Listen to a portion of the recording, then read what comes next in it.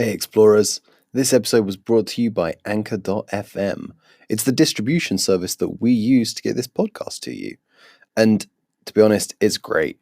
It's free, there's tons of creation tools that let you edit your podcast right from your phone or computer. They upload it to everything, Spotify, Apple Podcast, and tons of others. You can even make money with no minimum listenership. So it's got everything you need in just one place. So download the free Anchor app or go to anchor.fm to get started. Reeves. I'm good to go. You ready? Yeah, whenever you're ready. All right.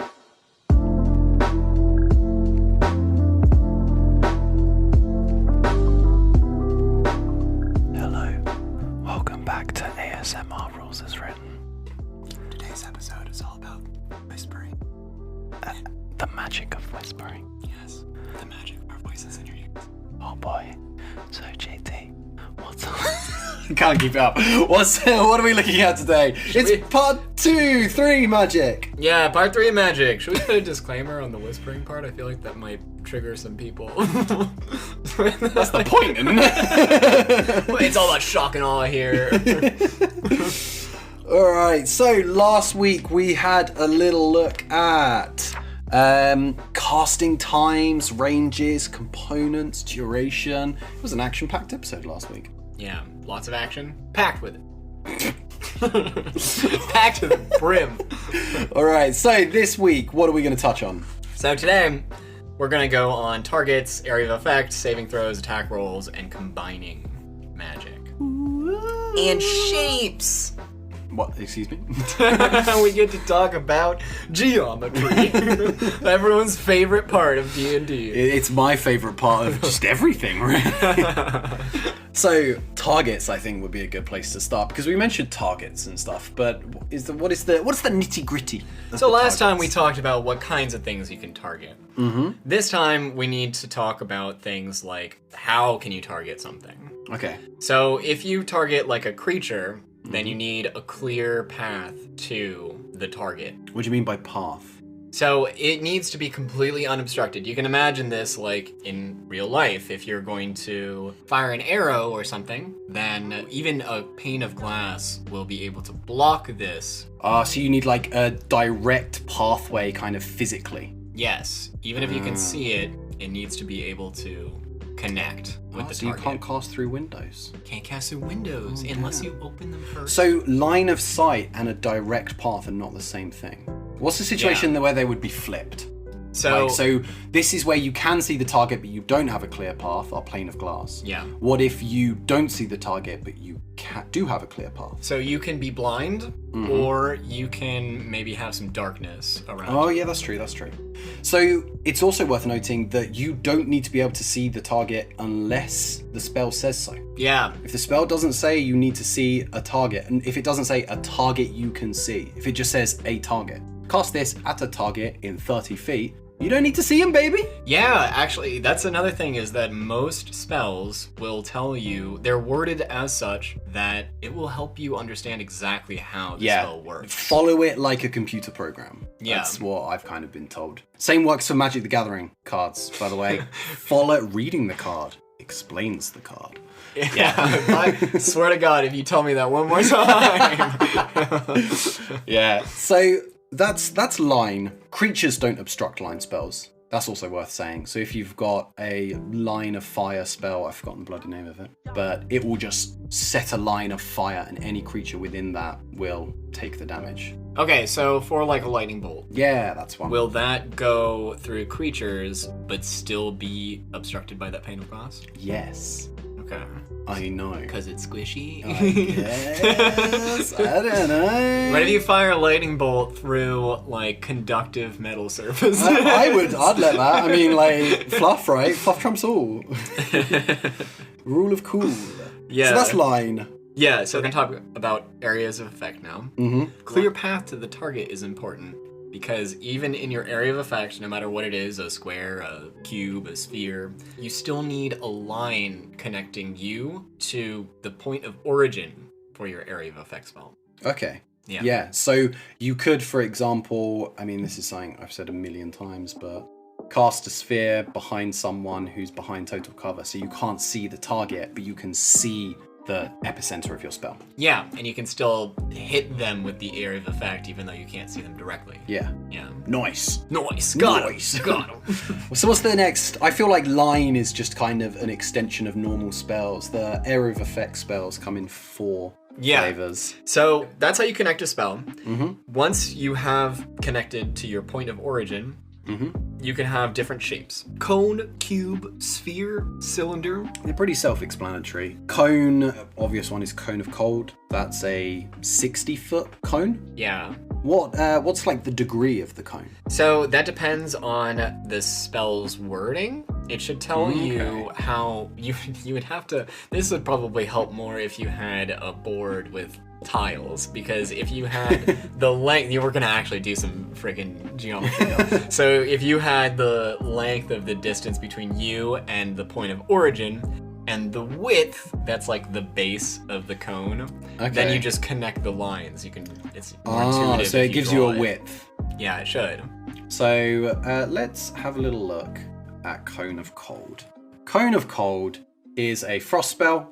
It is... What level is Cone of Cold? Is this a quiz? I wasn't prepared. Should I have studied? I'm in my underwear. It's a 5th level spell, 60-foot cone. So the 60-foot is... so it's kind of like a triangle, 60 feet on each side, an equilateral triangle. Okay. Which will mean that it's 60 cone. degrees. Yeah. Yeah. So it's pretty much always a 60-degree cone. Yeah. Makes sense. Let's bust out some more math problems. All right. So that's cone, and cone also intuitively will extend from you to the origin if that's important. Okay. More confusingly, shapes like cube. Right. It's still the same. Like you still need the clear path and a line towards the point of origin. Yeah. And the point of origin lies anywhere on the face of the cubic effect, and then the size of the cube expands from there. Okay, so you don't have to say be in the center of the bottom face or anything, or the center of one of the side faces and protect it out. You could be in the like bottom left, so it extends like upwards and to your right, as it were. Yeah. Kind of like if you were playing Minecraft and you're placing a block, all you need is to like have... Just the little corner. Yes, Bam, if you can see the little corner, then you can boom the whole thing. Okay.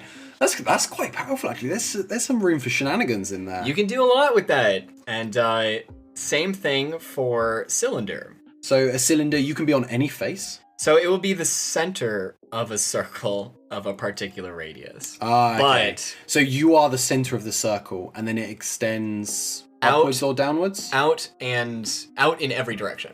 And then until it forms the cylinder. So on the face, so you have like a point that you'll choose on the face of it. But that's only the bottom or top face. Yeah, bottom or top. Or you could like The rotate the parts. cylinder. Yeah, the circly part. Yeah. And you are always the center of the circle? Yeah, always the center of the circle. And then it extends. Can you choose, like, could you have it just extend forwards from you? Could you have it just extend upwards? Yeah. So you choose where it extends, up or down. Or you could be in the middle of it if you want to hit someone on 2 floors, one above, one below. Get them. And you've got enough, if you've got enough range for it. Yeah, when we're talking about shapes, we're talking about optimizing your hit. Your hits. Yeah, think about it. You can get some geometry in. Get some geometry in here. Yeah, get your geometries in. We're gonna get your grades up too. Life is gonna be good for you, listener. So the next one. Sphere. So when you select the sphere as point of origin, it will expand outward in every direction. So you are always the center of the sphere. It's always the center of the sphere. Okay. So the most like straightforward one to... I thought the line was the most straightforward one. Okay, the second most straightforward one. The most sphere forward one. Did I just do your joke on you? Got him! No. So those are some shapes. Can you think of any interesting ways that we've used them? Then we have, I mean, probably not, I think. I don't think we've optimized like the shapes of our spells too much, but there's potential. I think they are kind of ignored a little bit. Yeah, especially, so what I have learned was how the shapes form. That was surprising to me. That's a... I always imagine that it just poofs into existence and it just is there all at once, maybe more like Minecraft. Yeah. but it has like direction and velocity. Cool. What we got next? So once you've connected your shape to that unfortunate ant that you were able to target from earlier, Yeah. then they have to make a saving throw or you have to make an attack roll. Okay.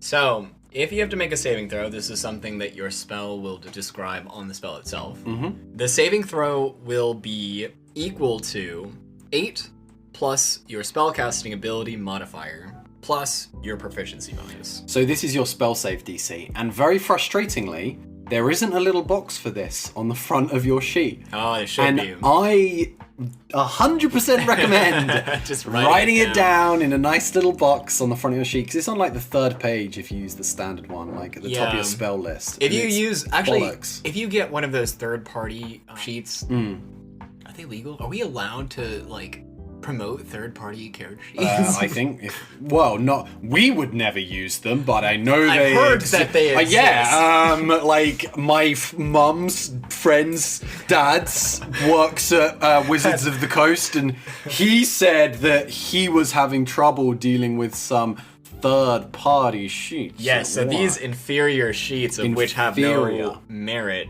or basis to them, if they would have any benefit to them at all, Which they do not. Which they don't. One of them maybe, which it doesn't, have spell save DCs and attack rolls as like featured presences. Which some would say is an awful idea. Yes, unless they implement that in the official character sheet. In which case, we will change our tune for money.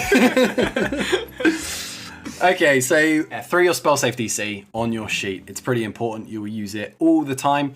It'll also say the spell what type of save. It's normally a Dex or a Wisdom, I find. Charisma as well. Those are the big ones. What does but DC, any of them. It can what be does anything. DC mean?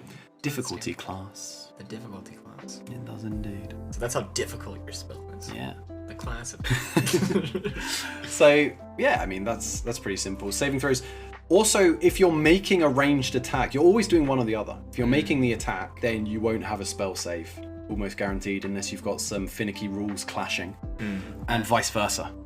So if you're doing neither, double check what's going on there. Like, maybe give it another read. yeah, if you're dealing some damage or a big old effect, just double check that. Yeah, before you argue with the DM passionately. Reading the spell explains the spell. I swear to God. So that's saving throws. That's something that they will be rolling. That we've talked about in previous episodes as well. And then there's the attack roll. Yep. Similar to like making a weapon attack, you will be rolling your attack roll if your spell says so. Okay. If your spell says to make an attack roll, you will roll with your d20 plus your spellcasting ability modifier plus your proficiency bonus. Goodness gracious. Yeah, so And that goes against their AC? Yes. Cool. That goes against So their AC. it's just a normal attack, really, but you're working out your numbers a wee bit differently. Yeah. Specifically, you don't add... What's the difference between this and a normal weapon attack? I don't think there is much, really, to be honest. I guess the only thing is the 5 It's that feet. it's magic. Yeah, it's magical. Yeah.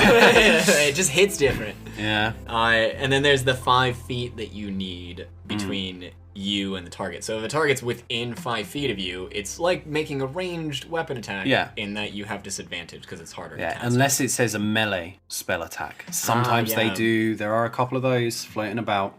So unless you're... and all these rules come with the caveat of unless the spell says differently. I mean, that's what our entire podcast So you should have been can't- called. can't tell us Unless we're the wrong. rules say You different. can't tell us we're wrong. You just didn't read the right thing. Oh my god. Alright, so I think the chunk of this episode, the big meaty chunk, is going to be this final little paragraph. Yeah. Which is... Combining magical effects. So what's the book got to say about combining magical effects? Frustratingly little.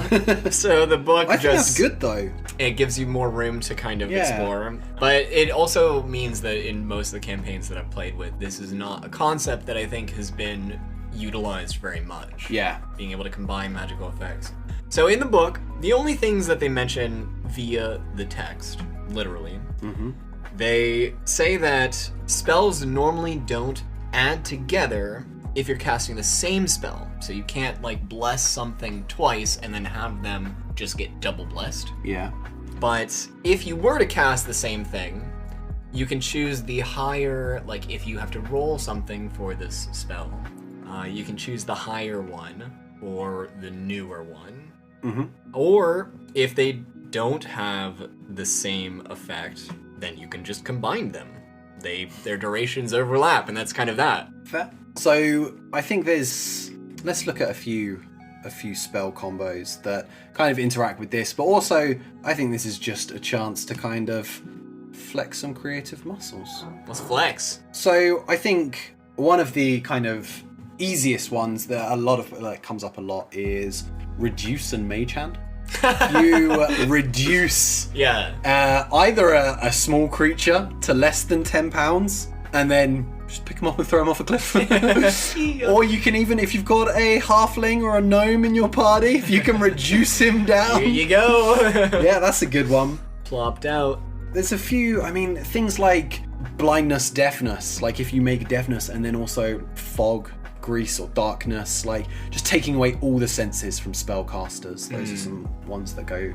Do you do any? Have we done any? Oh, one thing that I have done actually is using, was it Shadow Blade and Green Flame Blade? Ah, yeah. Yeah, so you can just make like a really cool blade. It's all about that aesthetic. Yeah, I might be a little bit linear with my options, but like, yeah. So What's one ones? I've heard of Spiritual Weapon and Wall of Force. So you create a dome around the people with Wall of Force, and then Spiritual Weapon you just have spin around inside. So it's a blender. Oh no! You just make a blender.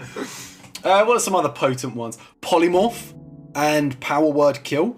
You use Polymorph to make it into a creature with less than 100 HP, and then Power Word Kill to kill the creature. Now, I know what you're thinking, but Polymorphs, when you go down to 0 HP, you turn back into the creature thing it was. That is true. But Power Word Kill doesn't deal damage. It kills. So it just bypasses that entirely. If it has 100 and or less, your big bad, just kills your them. big bad guy. It's a level 9 spell, so I feel like if your BBEG is fall into that, then something has gone horribly wrong. Yeah. somewhere. Also, I'm not jealous of the person who has to write a campaign around people with level 9 spells. Yeah, that's horrible. What are some other ones? Sleep and Fireball. Put them to sleep. Fucking Fireball. I guess in that vein, sleep in anything. Things like any persistent AoE effect, like Storm Sphere, creates difficult terrain and damage every round, and then something to hold them, like the tentacles. I've forgotten his name. Or web. Web also holds. Are Arms of Hadar or no? Anything that holds Yeah. things. It's these kind of stuff, which I don't think the book kind of pushes you towards. Oh, what about, so there's one where you can read minds. Mm-hmm. I don't know which one it's called. Detect Thoughts. Detect Thoughts. Yeah. And on Detect Thoughts, you can get surface level thoughts. But what if you were to use Detect Thoughts and like Minor Illusion to guide them into thinking about something? Oh, that's so flavorful. Yeah, and then you can get the necessary information just from I like that guiding so much. them into it. That is very, very cool. Any others? Any others we can think of? Mage Hand has a lot of potential. Mage Hand has so much. You could do, Heat Metal and Mage Hand. So you go up to some poor fuck's door, heat the doorknob, and use Mage Hand to knock on the door, and then you're basically recreating Home Alone. Yeah, you're doing a Home Alone. It's like just a really mean ding-dong ditch.